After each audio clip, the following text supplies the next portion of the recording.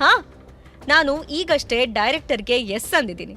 ಹಾ, ಈ ವಿಷಯ ಕೇಳಿ ನಿಮ್ಗೆ ಸ್ವಲ್ಪ ಕಷ್ಟ ಆಗತ್ತೆ, ಹೊಟ್ಟೆಲಿ ಬೆಂಕಿ ಹತ್ಕೊಳ್ಳುತ್ತೆ ಅಂತ ನನಗೆ ಗೊತ್ತು. ಆದ್ರೆ ಸ್ವಲ್ಪ ಚೆನ್ನಾಗಿ ಡೈಜೆಸ್ಟ್ ಮಾಡ್ಕೊಳ್ಳಿ. ಯಾಕೆ ಅಂದ್ರೆ ಇನ್ಮೇಲೆ ಆಗಾಗ ಈ ಥರ ನ್ಯೂಸ್ ಕೇಳ್ತಾನೆ ಇರ್ಬೇಕಾಗತ್ತೆ. ಹೊಟ್ಟೆ ಉರ್ದು ಉರ್ದು ಅಲ್ಸರ್ ಆಗ್ಬಿಟ್ರೆ ಕಷ್ಟ ನೋಡಿ ಅಂತ ಮಾಕಿಂಗ್ ಟೋನಲ್ಲಿ ಹೇಳಿ ಲೆಫ್ಟ್ ಡೋರ್ ಓಪನ್ ಮಾಡ್ಕೊಂಡು ಹೊರಗಡೆ ಹೋದ್ಲು. ಇಂಚರ ಮಾತ್ ಕೇಳಿ ರಾಬಿನ್ ಮುಖ ಸಿಟ್ಟಿಂದ ರೆಡ್ ಆಗೋಯ್ತು. ಈ ಕಡೆ ಇಂಚರ ಆಫೀಸಿಂದ ಹೊರಟು ಸೀದಾ ರಿಯಾ ಹಾರ್ಟ್ ಆಪರೇಷನ್ ನಡೆಯೋ ಹಾಸ್ಪಿಟಲ್ಗೆ ಬಂದ್ಲು. ರಿಯಾ ವಾರ್ಡ್ಗೆ ಹೋಗ್ತಿದ್ದ ಹಾಗೆ ಆ ಹುಡುಗಿ ಮೈ ಪೂರ್ತಿ ಮೆಷಿನ್ಸ್ ಹಾಕಿರೋದನ್ನ ಇಂಚರ ಅಬ್ಸರ್ವ್ ಮಾಡಿದ್ಲು. ಅವಳ ಸ್ಥಿತಿ ನೋಡಿ ಇಂಚರಾಗೆ ಮೈಯೆಲ್ಲ ಬೆವರೋಯ್ತು. ಇಂಚರಾನ ನೋಡ್ತಿದ್ದ ಹಾಗೆ ರಿಯಾ ಮಲ್ಗಿದ್ದಲ್ಲಿಂದಾನೆ ಸ್ಮೈಲ್ ಮಾಡಿ, ಅರೆ ಇಂಚರ ಅಕ್ಕ, ನೀವ್ ಬಂದ್ರಾ ಅಂತ ಕೇಳಿದ್ಲು. ಇಂಚರಾಗೆ ಮ್ಯಾಮ್ ಅನ್ನೋದಕ್ಕಿಂತ ಅಕ್ಕ ಅನ್ನೋದೇ ಹೆಚ್ಚು ಆಪ್ತ ಅಂತ ರಿಯಾಗನ್ನಿಸ್ತು. ಯಾಕೆ ಅಂದ್ರೆ ಅವಳು ರೋಹನ್ ಕನ್ಸಲ್ ಕೂಡ ಯೋಚಿಸ್ದೇ ಇರೋ ಅಷ್ಟು ಹೆಲ್ಪ್ನ ಇಂಚರ ಮಾಡಿದ್ಲು. ಹಾರಿಯಾ, ಇಲ್ಲೋಡು, ನಿನ್ ಅಣ್ಣ ನಾನು ಇಬ್ರು ಇದೀವಿ, ನೀನೇನು ಭಯ ಪಡೋ ಅವಶ್ಯಕತೆ ಇಲ್ಲ, ಎಲ್ಲ ಒಳ್ಳೇದಾಗತ್ತೆ ಅಂದ್ಲು. ಅದಕ್ಕೆ ರಿಯಾ, ಈಗ ನೀವ್ ಬಂದ್ರಲ್ಲ, ನನಗೆ ಇನ್ಯಾವ ಭಯಾನೂ ಇಲ್ಲ ಅಕ್ಕ ಅಂತ ಮುಗುಳ್ನಗ್ತಾ ಹೇಳಿದ್ಲು. ಅವಳು ನೋಡಿದ್ರೇನೆ ಈ ಇಂಜೆಕ್ಷನ್ ಮೆಡಿಸಿನ್ನಿಂದ ಅವಳಿಗೆ ಅದೆಷ್ಟೊಂದು ನೋವಾಗ್ತಿದೆ ಅಂತ ಗೊತ್ತಾಗ್ತಿತ್ತು. ಅದು ಇಂಚರಾಗೂ ಕ್ಲಿಯರ್ ಆಗಿ ಕಾಣ್ತಿತ್ತು. ಹಾಗಾಗಿ ಅವಳು ರೋಹನ್ ಸಕ್ಸಸ್ ಬಗ್ಗೆ ಹೇಳೋಕೆ ಇದೇ ಸರಿಯಾದ ಸಮಯ ಅನ್ಕೊಂಡು, ರಿಯಾ, ನಿನ್ಗೊಂದು ಹ್ಯಾಪಿ ನ್ಯೂಸ್ ಇದೆ. ನಿನ್ ಅಣ್ಣನ್ನ love and hate season 2 lead ರೋಲ್ಗೆ ಫೈನಲ್ ಮಾಡಿದ್ದಾರೆ. ಅವನ ಆಕ್ಟಿಂಗ್ ನೋಡೋಕೆ ನಿನ್ ತರಾನೇ ಡೈರೆಕ್ಟರ್ ಕೂಡ ಕಾಯ್ತಿದ್ದಾರೆ ಅಂದ್ಲು. ಅದನ್ ಕೇಳಿ ರೋಹನ್ಗಂತೂ ಅದು ಕನಸೋ ನನಸೋ ಗೊತ್ತಾಗ್ದೆ ಅವನು ಗಾಬರಿಯಾಗಿ ಇಂಚರ ಕಡೆನೇ ನೋಡ್ದ. ತಾನ್ ಸರಿಯಾಗಿ ಕೇಳಿಸ್ಕೊಂಡ್ನೋ ಇಲ್ವೋ ಅಂತ ಅವನಿಗೆ ಡೌಟ್ ಆಯ್ತು. ಇಂಚರ ಮಾತ್ ಮುಂದುವರಿಸಿ, ಅದಕ್ಕೆ ನೀನು ಸ್ಟ್ರಾಂಗ್ ಇರ್ಬೇಕು, ಬೇಗ ಹುಷಾರಾಗಿ ಅಣ್ಣನ್ ಶೋ ನೋಡ್ಬೇಕು ಅಲ್ವಾ ಅಂತ ರಿಯಾನ್ ಧೈರ್ಯ ಹೆಚ್ಚು ಮಾಡ್ತಾ ಹೇಳಿದ್ಲು. ಅವಳು ಹೇಳಿದ್ ಕೇಳಿ ರಿಯಾಗೆ ಖುಷಿ ತಡಿಯೋಕಾಗ್ದೆ ಕಣ್ಣೀರ್ ಬಂದ್ ಹೋಯ್ತು. ಅವಳು ಅಳ್ತಾನೆ, ಅಣ್ಣ ನೀನ್ ಸೂಪರ್ ಕಣೋ, ಜನ ನಿನ್ನ ಸ್ಕ್ರೀನ್ ಮೇಲೆ ನೋಡೋ ದಿನ ದೂರ ಇಲ್ಲ ಅಂತ ನನಗ್ ಗೊತ್ತಿತ್ತು. ನೋಡ್ತಾ ಇರು ಅಣ್ಣ, ಇನ್ಮೇಲೆ ಜನರೆಲ್ಲ ಹೇಗ್ ನಿನಗೆ ಜೈಕಾರ ಹಾಕ್ತಾರೆ ಅಂತ. ಆಗ ನಾನು ನನ್ ಅಣ್ಣ ಸೂಪರ್ ಸ್ಟಾರ್ ಅಂತ ಹೆಮ್ಮೆಯಿಂದ ಹೇಳ್ಕೊತೀನಿ ಅಂತ ಹೇಳ್ತಾ ರೋಹನ್ ಮತ್ತೆ ಇಂಚರ ಕೈ ಹಿಡ್ಕೊಂಡು ತುಂಬಾ ಎಮೋಷನಲ್ ಆಗೋದ್ಲು. ಮತ್ತೆ ಮುಂದುವರಿಸಿ, ನೀವಿಬ್ರು ನನ್ ಬಗ್ಗೆ ಚಿಂತೆ ಮಾಡಬೇಡಿ, ನಾನು ಈ ಆಪರೇಷನ್ ಇಂದ ಹುಷಾರಾಗಿ ವಾಪಸ್ ಬರ್ತೀನಿ. ನನ್ ಅಣ್ಣ ಫೇಮಸ್ ಆಗೋದನ್ನ ಕಣ್ಣಾರೆ ನೋಡ್ತೀನಿ. ಅವನನ್ನ ಸ್ಕ್ರೀನ್ ಮೇಲ್ ನೋಡಿ ಸೀಟಿನೂ ಹೊಡಿತೀನಿ. ಹಾಗೆ ಫ್ಯಾನ್ಸ್ಗೆ ಆಟೋಗ್ರಾಫ್ ಕೊಡುವಾಗ ನಾನು ಅವನ್ ಜೊತೆಗೆ ನಿಂತಿರ್ತೀನಿ ಅಂದ್ಲು. ಅಷ್ಟರಲ್ಲಿ ಡಾಕ್ಟರ್ಸ್ ಟೀಮ್ ಬಂದು ರಿಯಾನ ಆಪರೇಷನ್ ಥಿಯೇಟರ್ಗೆ ಕರ್ಕೊಂಡು ಹೋಗೋ ಟೈಮ್ ಆಯ್ತು ಅಂತ ಹೇಳಿದ್ರು. ಹಾಗಾಗಿ ವಿಧಿ ಇಲ್ದೆ ರೋಹನ್ಗೆ ರಿಯಾ ಕೈ ಬಿಡ್ಬೇಕಾಯ್ತು. ರಿಯಾನ ಒಳಗಡೆ ಕರ್ಕೊಂಡು ಹೋಗ್ತಿರೋದ್ ನೋಡಿ ರೋಹನ್ಗೆ ಎಷ್ಟು ಸಂಕಟ ಆಗ್ತಿದೆ ಅಂತ ಇಂಚರಾಗೆ ಅರ್ಥ ಆಗ್ತಿತ್ತು.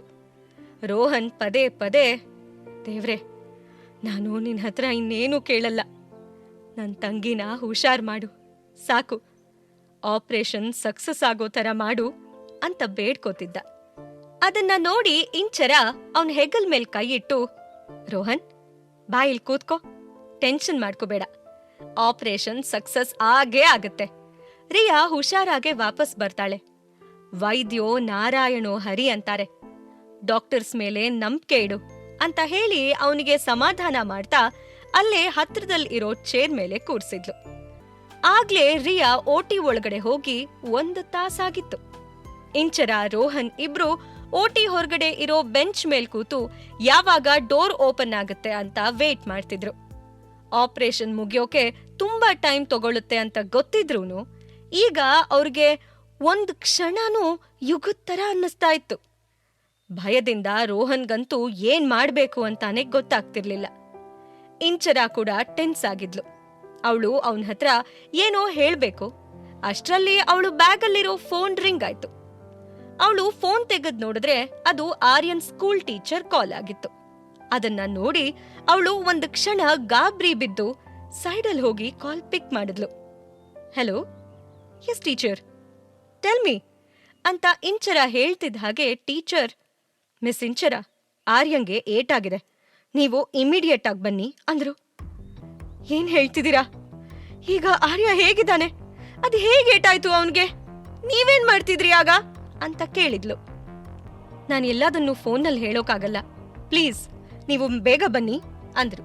ಅದಕ್ಕೆ Inchara, okay I am coming, but please take care of him ಅಂತ ಹೇಳಿ ಕಾಲ್ ಕಟ್ ಮಾಡಿದ್ಲು.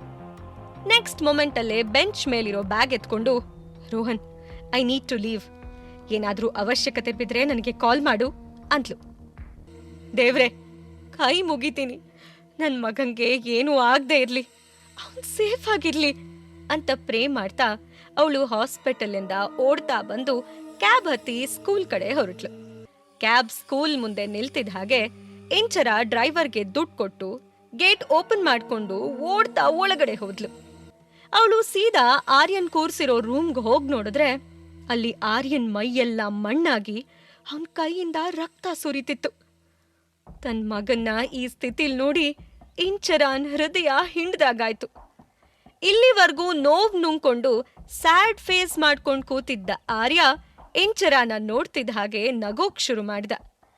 ಎಂದಿನ ತರಾನೇ ಅವನು ತನ್ನ ಫ್ರೆಂಡ್ ಮುಂದೆ ತನ್ನ ನೋವ್ ತೋರಿಸ್ಕೊಂಡು ಅವಳಿಗೆ ಟೆನ್ಷನ್ ಕೊಡೋಕೆ ಇಷ್ಟಪಡ್ಲಿಲ್ಲ.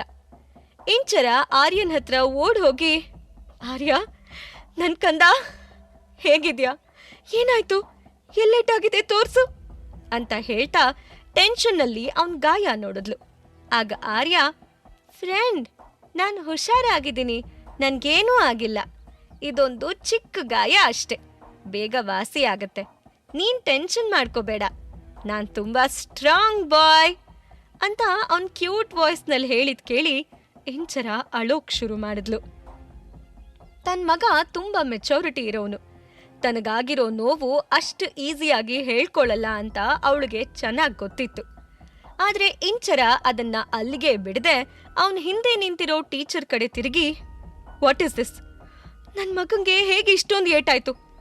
ಸ್ಕೂಲ್ನಲ್ಲಿ ಮಕ್ಳ ಜವಾಬ್ದಾರಿ ನಿಮ್ದೇ ತಾನೆ, ನೀವಿದ್ದು ಹೀಗಾಯ್ತಾ ಅಂತ ಹಾರ್ಷಾಗಿ ಕೇಳಿದ್ಲು. ಅವಳ ಕೋಪ ಹೆಚ್ಚಾಗ್ತಿರೋದ್ ನೋಡಿ ಟೀಚರ್ ತೊದಲ್ತಾ, ಅದು ಒಂದು ಮಗು ಆರ್ಯನ್ನ ಮೆಟ್ಲಿಂದ ತಳ್ಳದ ಅಂತ ಹೇಳಿದ್ರು. ಆದ್ರೆ ಟೀಚರ್ ಬಾಡಿ ಲ್ಯಾಂಗ್ವೇಜ್, ಅವ್ರು ತೊದಲ್ತಾ ಇರೋದನ್ನೆಲ್ಲ ನೋಡಿ ವಿಷಯ ಬೇರೆನೇ ಇದೆ ಅಂತ ಇಂಚರಾಗೆ ಡೌಟ್ ಬಂತು. ಹಾಗಾಗಿ ಅವಳು ಆರ್ಯನ್ ಹತ್ರ ಪ್ರೀತಿಯಿಂದ, ಆರ್ಯ, ಏನಾಯ್ತು ಅಂತ ನೀನ್ ಹೇಳು ಕಂದ, ನೀನಿಲ್ಲಿರೋ ಯಾರಿಗೂ ಹೆದರ್ಬೇಕಾಗಿಲ್ಲ, ನಿನ್ ಫ್ರೆಂಡ್ ನಿನ್ ಜೊತೆ ಇದ್ದೀನಿ, ಏನಾಯ್ತು ಅಂತ ನಿಜ ಹೇಳು ಅಂದ್ಲು. ಆಗ ಆರ್ಯ ತಲೆ ಆಡಿಸಿ, ಫ್ರೆಂಡ್, ನನ್ನ ಕ್ಲಾಸ್ನಲ್ಲಿ ಒಬ್ಬ ಬಾಯ್ ಇದ್ದಾನೆ, ಅವನು ನನಗೆ ಯಾವಾಗ್ಲೂ ಕಾಟ ಕೊಡ್ತಾನೆ, ಇವತ್ತು ಕೂಡ ಹಾಗೆ ಆಯ್ತು, ನಿನಗೆ ಡ್ಯಾಡ್ ಇಲ್ಲ ಅಂತ ಹೇಳೋಕೆ ಸ್ಟಾರ್ಟ್ ಮಾಡ್ದ, ಆಗ ನಾನು ನನ್ನ ಕೂಲ್ ಅಂಕಲ್ಲೇ ನನ್ನ ಡ್ಯಾಡ್ ಅಂತ ಹೇಳಿದೆ, ಆದ್ರೂ ಅವನು ಇಲ್ಲ ಇಲ್ಲ ಅಂತ ಹೇಳ್ತಾ ಕೋಪ ಮಾಡಿಕೊಂಡು ಬ್ಯಾಡ್ ವರ್ಡ್ಸ್ ಯೂಸ್ ಮಾಡಿ ಬೈದ. ಆಮೇಲೆ ನಾನು ಸ್ಟೆಪ್ಸ್ ಹತ್ರ ನಿಂತಿದ್ದೆ, ಆಗ ಅವನ್ ಬ್ಯಾಕ್ ಸೈಡಿಂದ ನನ್ನ ಪುಷ್ ಮಾಡ್ದ, ನಾನು ಕೆಳಗಡೆ ಬಿದ್ದೆ ಅಂತ ಡೀಟೇಲ್ ಆಗಿ ಹೇಳ್ದ. ಪಾಕೆಟ್ ಎಫ್ಎಂ ಆಡಿಯೋ ಸೀರೀಸ್ ಆದಂಥ ಪ್ರೇಮಲೋಕ ಕಥೆನ ಈಗಲೇ ಕೇಳಿ, ಲಿಂಕ್ ಡಿಸ್ಕ್ರಿಪ್ಷನ್ ನಲ್ಲಿ ಇದೆ.